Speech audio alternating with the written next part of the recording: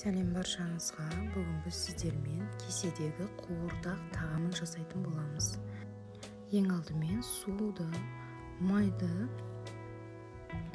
және де тұзбен қопсытқышты бірге араластырып, ұнды салып, жақсылап жұмсақ қамыр елеп аламыз. Елеген қамырымызды пакетке салып, бір шетке қоя тұрамыз. Салмасына менде ет пен құйрық, кішкене пияз және картоп. Үстінен кішкене тұзбенен бұрышты сеуіп дайындап қойдым.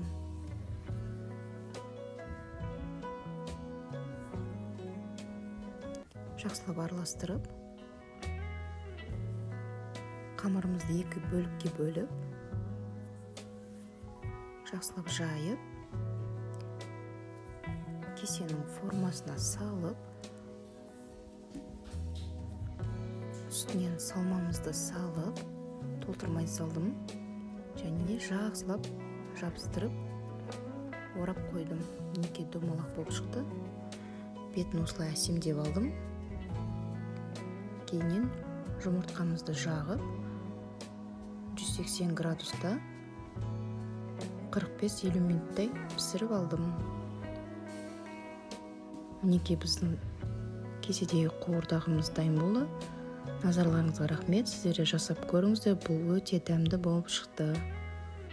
Менің каналыма тіркеліп, лайк басуды ұмытпаңыздар.